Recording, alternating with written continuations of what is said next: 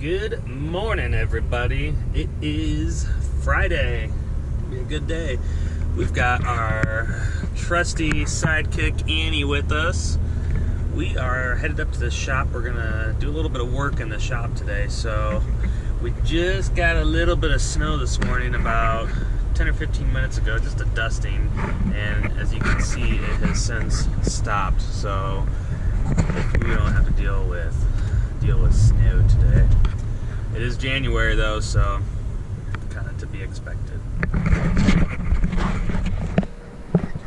Alright, so today's video not going to be super exciting. We're not going to go out and do a job. However, we're going to spend a little time here in the shop taking care of a couple different items. First thing we're going to do is work on the Hooklift truck. So we've got just a couple, we're going to do just our general maintenance on it. We're going to check all the fluids, we'll check the miles, make sure we don't need to change out any engine oil, stuff like that. Kind of do a once over on it. I know there's a couple of small items that need repaired. Nothing major, of course.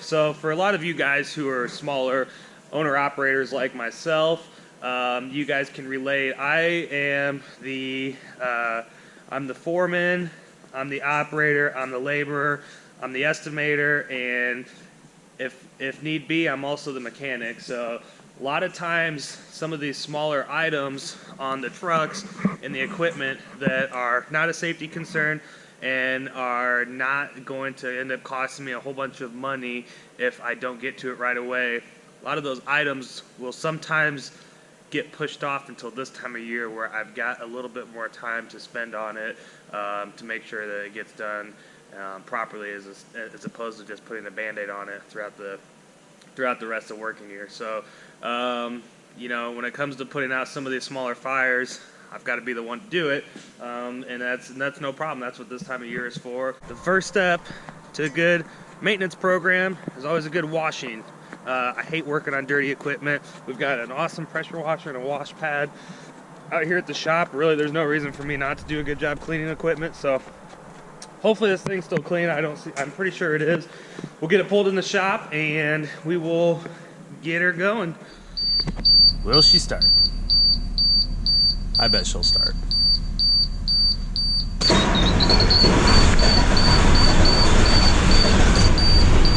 Oh yeah.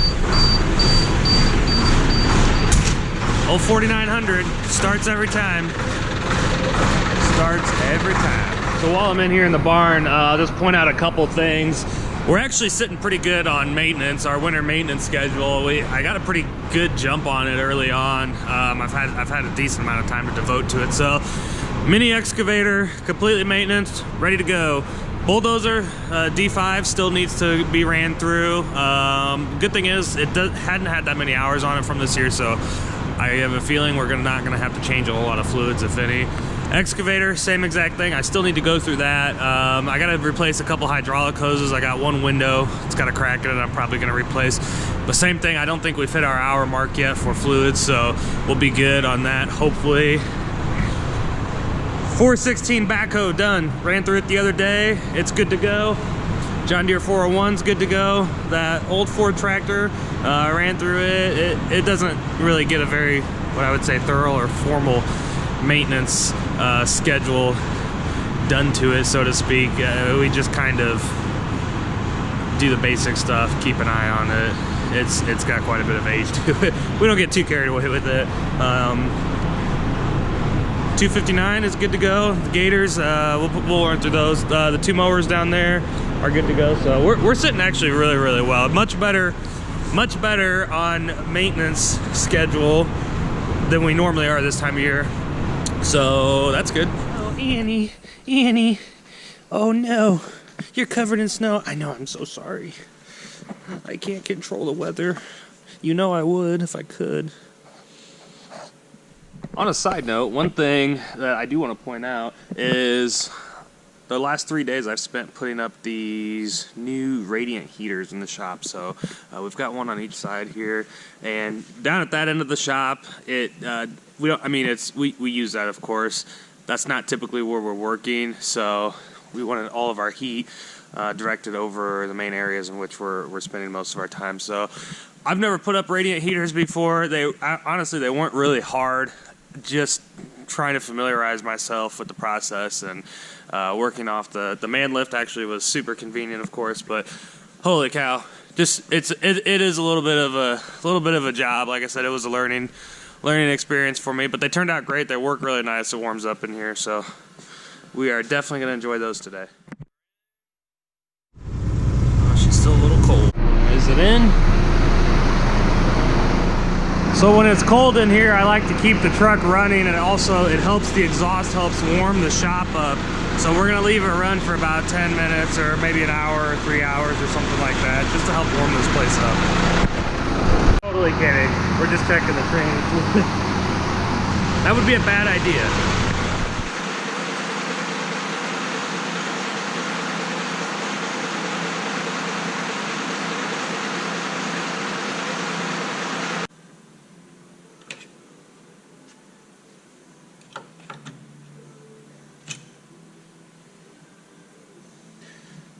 Gut.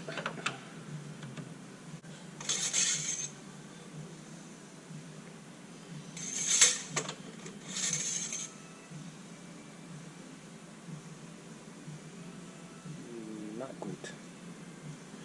Not good. Not good. We'll get a little oil in there. Top it off. Alright, so come to find out, we are actually at the interval for a change. So we're going to drop the oil. We'll grab an oil filter and we will get this oil changed. Wrong. Wrong. Right. Pretty sure we're going to overflow this bucket, so got another one on standby.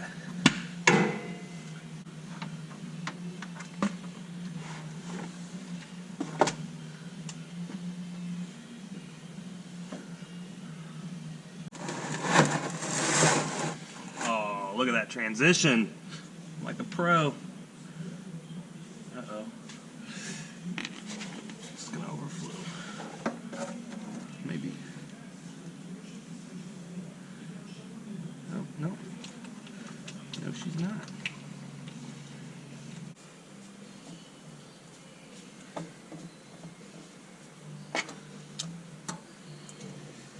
Oh, made a mess. This is good though. Now I actually have the appearance of doing something today. Oh no, my mom is gonna be pissed.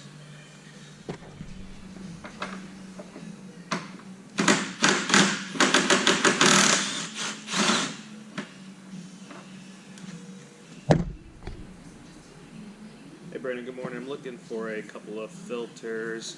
Alright, air filter's out. The coolant filter is going to stay on until I have a new one to put on, because as soon as you take that off, it starts spewing coolant, so I'm going to try to save as much coolant as I possibly can. Fuel water separator's off.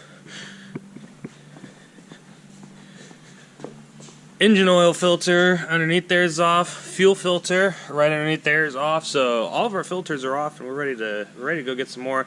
Luckily, Napa had every single one of those filters in stock, so that's why I like Napa. I try to shop there as much as I possibly can. Sometimes I pay a little bit more, but convenience and having everything in one stop there for me is worth quite a bit. So we'll go to Napa here in a little bit. We're gonna keep plugging along on a couple little items though. I need to clean out the toolboxes, organize those, and then we're gonna build a couple little shelves for another toolbox on this thing. So moving along.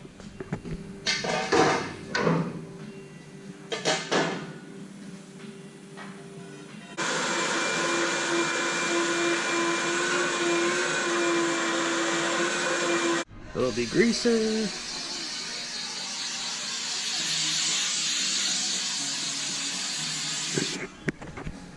Alright, small change in plans. We're actually just going to cut down these old ones because they're still in decent shape, so we'll make those work. Alright, now we're going to build a little shelf in here, just one single shelf, and I'm going to put the step chocks up top, along the top here, and then we're going to just put some chains and some other miscellaneous stuff on the bottom part, so let's build it.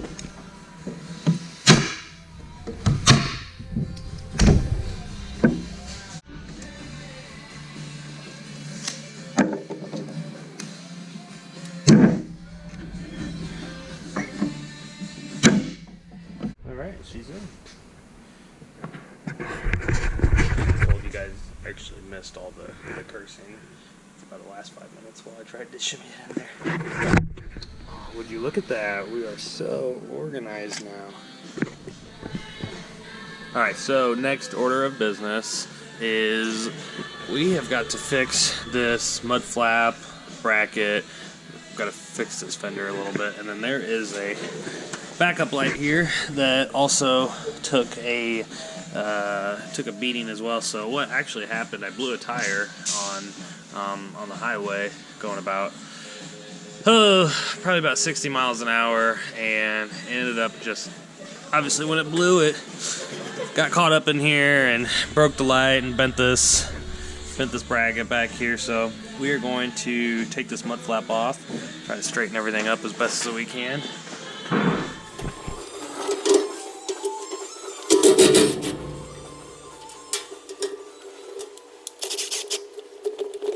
Many years of experience doing body work and fabrication work, my tool of choice for this job would actually be a crescent wrench.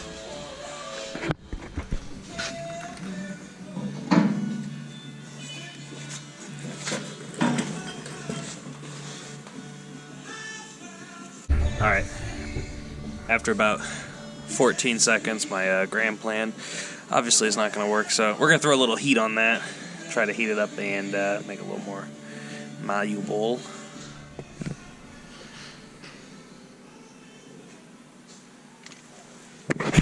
I'm kidding, that would never work.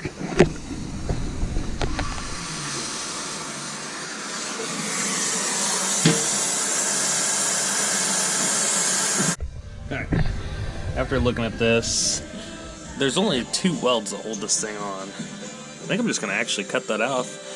I'll straighten it out on the workbench, and then we'll tack that baby back on there. I got to get the welder out anyways. I got to put some new lights in the back, so changing plans. Well, just as I expected, it actually was welded pretty much all the way across. I just couldn't see the welds underneath some of that mud.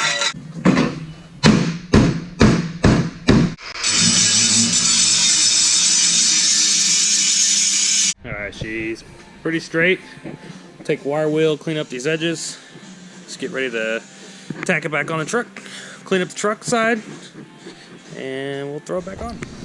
Alright, this is pretty much cleaned up. Ready to tack the little bracket back on. Before we get to welding though, we've got to disconnect the batteries.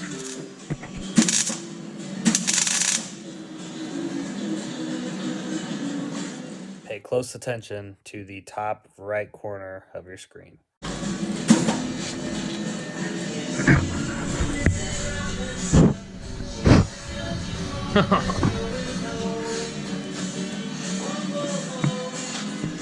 Oh my gosh, you guys have no idea how close you were to dying.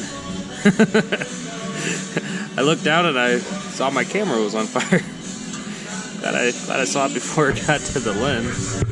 Alright, while we got the welder out, I need to put a couple new backup lights. Like I said, I got one broken there. The other one, I'm gonna put some LED ones on here. So I've got these lights I had left over from another project we were doing, ended up not using them, and I think it'll work out perfect. So I'm just gonna tack weld these brackets on here. I think that'll be super easy and look really good.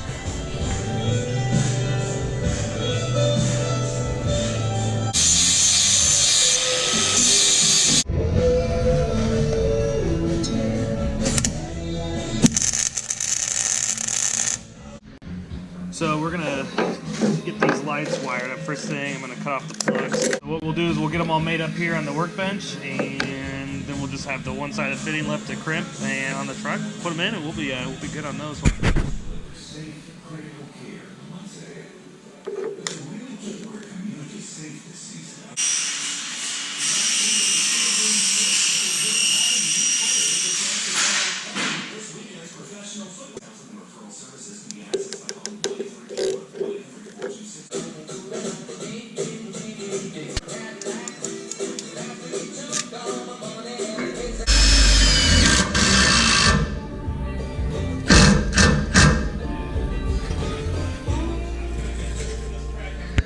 Electrical stuff's done in the back. We'll start throwing some filters back on, fill her up with oil. greaser, clean out the cab, and that'll be it.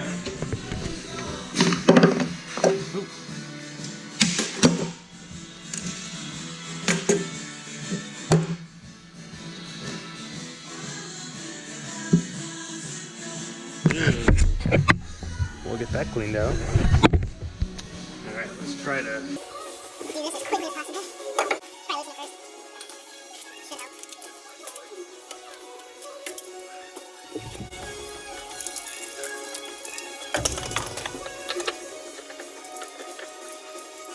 Should help. So we've got all the filters on. Got about 7.5 gallons of engine oil in here, and then we've got to prime this fuel filter. So there is a little bleeder right here. Open up that little guy, and then we've got our primer bulb. We'll start cranking on that. So hear the air.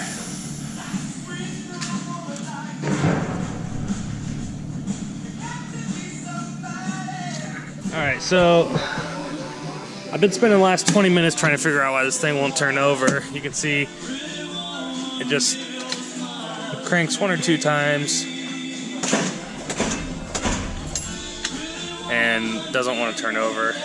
So I've been trying to figure out why this thing, I thought it was a fuel issue. I had to change the fuel pumps, thought maybe it was airlocked or something crazy. So after screwing with it, finally decided to start backtracking, and look at the battery box. I bet that little guy probably needs to go on these 2 negative terminals, because right now we're only running off of 1 battery, and I bet it doesn't quite have the cold cranking amps, or the cranking amps, to turn it over. So I'm not too big of a man to admit I screwed up, but it's a simple fix. Hopefully, I'm pretty sure this is the problem, and I really hope it's the problem. If it's not, then I'm probably going to be a little bit more upset, because then it is kind of something big. Alright, cross our fingers. Now is the time to take a step.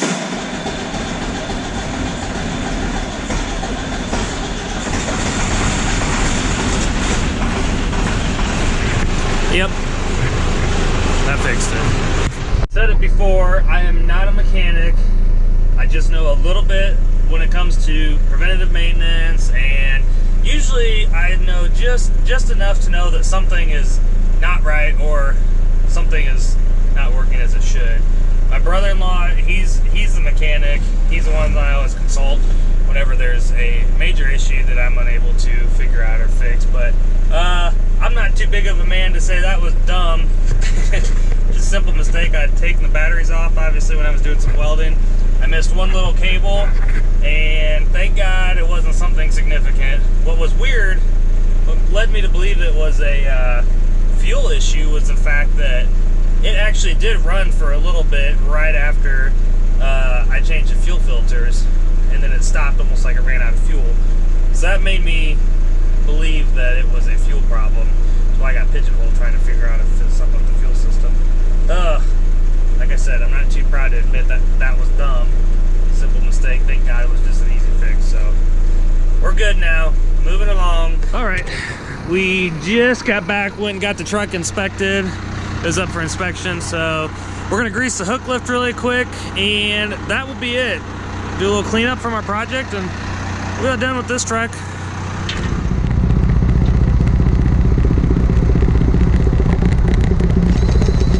All right, the only thing left to do, clean up our mess, put some tools away. That'll be it for today. So hope you guys enjoyed. Don't forget to click like, subscribe. If you guys got anything you want to see, please feel free to let me know. But until next time, thanks for watching.